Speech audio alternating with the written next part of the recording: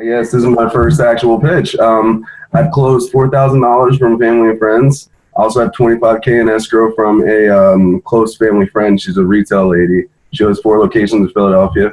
So basically, what I'm pitching is I want to be a major cannabis producer in Southern Oregon. Right now, the current legislation in 2016 has the ability for licensing, which allows for 40,000 square feet. In order to attain that license, I need a lease, certain infrastructure build out, water, safety requirements, and security. What I want to do is outdoor production. I want to create a greenhouse environment, and that greenhouse is, I've looked into what I want, but I'm not exactly certain yet. So the biggest thing we have really is I want to do outdoor, and I want to do it in a way that exploits something called no-till agriculture. What it is you typically, to grow anything, you need to have nutrients and inputs from the sun.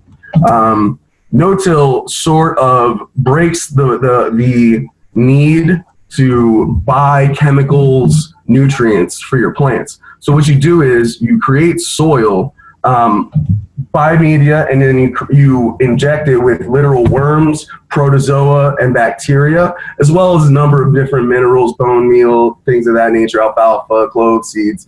There's a very big list, and I can give that to you if you want. And what it does is it creates a soil food web.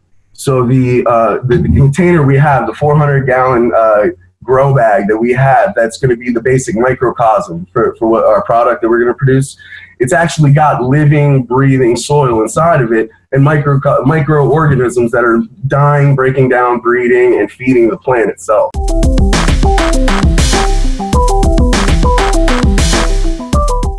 How much do you pay to get that license?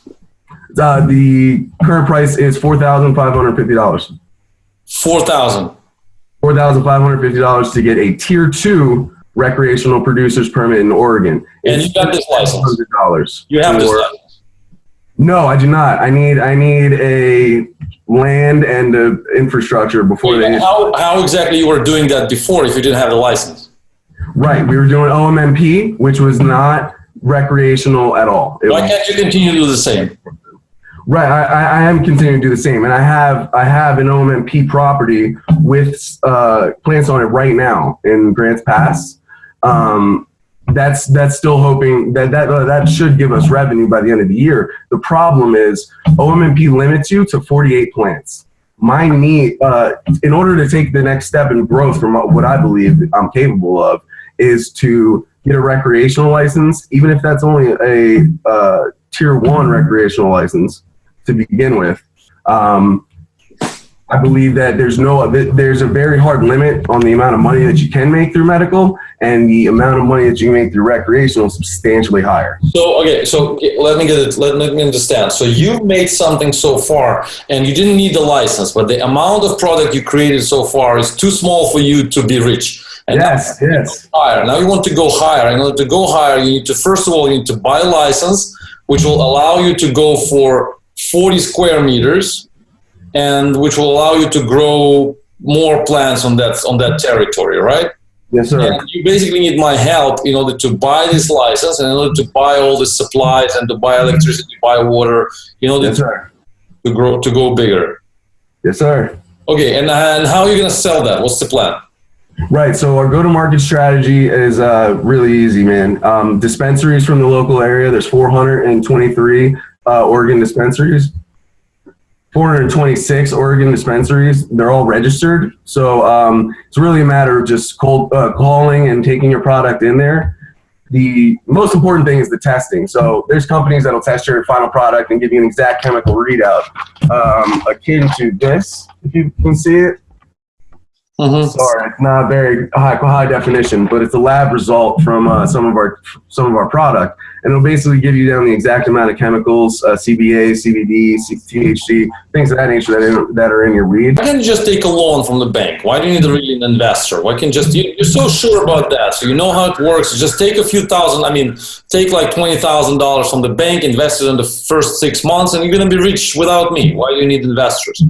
Well, sir, I'll tell you what, when I was 19, I got a job on the railroad. I made $100,000 a year. I have no credit whatsoever. I tried to get a loan from my bank yesterday for $2,000. I don't have any credit score. It's not that I have bad credit. I just don't have any credit whatsoever. The money I'm looking for really is just the immediate tangible needs of, I need to pay my rent. You know what I mean? And I've done that. I've got $4,000 in the bank. So my rent's pretty good. But I also need to field investors if I am ever thinking about leasing my own property. I don't have the personal income right now to do it, so this is sort of the way I have to go.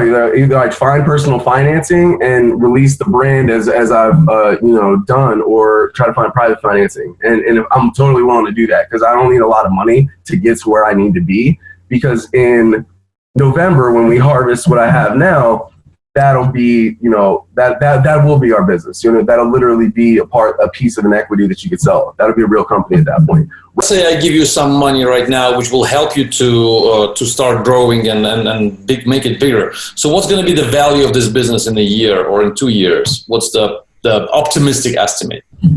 Right. Okay. The optimistic estimate is, I worked out my numbers on a per plant basis. So if I have 600 plants, which is the current limit for tier 2 production in Oregon, the total revenue that year should be around 6.5 million. And that's just with 600 plants. That's fully feasible today. The profit on that's a lot less. It's only 1.5 million because the taxes on cannabis right now are astronomical. It's about $3 million we're paying in tax on 600 plants.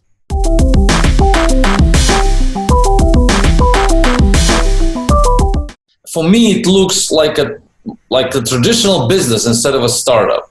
So right. You're just looking for a partner who will give you not a loan, but some cash, which will help you to start, and then you will basically return the money out of the profit, out of the revenue. This is the model you're looking for. So somebody will just lend you money and say, give you a loan and say, here's the $20,000, give me back 35 in a year, something like that. And you will say, sure, I can do that because this is the numbers. I'll grow. I'll return you back the money. But that's the traditional business approach. In the startup thing, it's different. It's way different. So we are giving money for something which has some innovation, some new technology or some new idea or some new way of doing business, and then we give them small amount of money. But when people come to us, already the value of their business is quite high. So in your case, like you said, it's about $60,000. In this case, if I give you 20, I'm going to be 30% partner of you. So which means we're going to be really like almost equal partners. Well, you will be bigger partner or smaller, but still, when startups come to me, their valuation already is about $1 million. And when I give them 20,000, then my equity is just 2% or something. So I'm really small and they're big because they have some idea, some innovation, some technology over there, which will potentially make them make their value up to $100 million. Right. In your case, it's a traditional growth, so your growth will not be exponential. It will be quite logical year by year. So your business will grow year by year. You will have problems. You will have some difficulties. You will solve them. You will go through. You will resolve that issues, and you will get somewhere. But the way you're going to grow is going to be step by step, slowly. While in the startup business, we're expecting exponential growth or the death of a startup immediately. Right. So we don't want the startup to grow for 5 years. We're not going to wait that long. We want them to die in a few months or to be successful in a few months. If lose the interest, So in your case, you need a loan partner. You need somebody who will give you the cash, and which is interesting. If my business would be making money on loans, I would be really interested to know more about the situation. But even in that case, I would ask you questions about what makes you think that this amount of plants will actually produce the right product, and how we can guarantee this will happen. What kind of insurance, not the insurance, but what kind of insurance we can get for us, like maybe we need some extra equipment, maybe we need to think about better equipment, all that stuff. So even in that case, I would have many questions, because obviously you're not inventing anything. You're just using the traditional approaches, the traditional methods, and that means that the competition is over there for sure. And that means that you don't have a special weapon to fight against the competition. Yeah, again, when people come to me and say that I have a technology which nobody else in the world has, and then I understand, okay, this guy has the technology which will give them that startup some super opportunity to kill everybody else. I mean, all the competitors just using this super technology. Maybe they will lose, and in most cases they lose, but I have a chance to see how they win. In your case, I see that you are standing in front of another 50 guys who's got exactly the same weapon as you have. And now you're telling me I'm going to win. And I'm saying, well, I highly doubt that this is just enough to say I'm going to win. I'm sorry, can I ask you just a question? So what, obviously, thank you so much for your time. What do you think is a better method to get to where I need to go then? Approaching like accredited investors, or just stay away from that entirely and go somewhere else? Well, I think I would recommend you to talk to people, to all the people you can find around you. So over the net, over the network, I mean, over the Skype or something, I think it's difficult because, like I said, these people, they need to know that you're still alive at least, you know, because they're giving you money and they want to see how it's going. So if you would be living next street to me, then I would probably think about like giving you my personal cash outside of this fund, and like forget the fund. I'll give you just my cash and say, hey, Ronnie, I just trust you're a good guy. How about I'm going to come by your house every week, see how it goes, and then you give me back my cash in a year with a double profit. That's good. I mean, it's not business. I mean, it's not my business model, but this is just a way to make extra money. Okay. So I would recommend you to talk to people around you, just people you know, friends, families, everybody. Just keep talking to them, like you just explained it to me.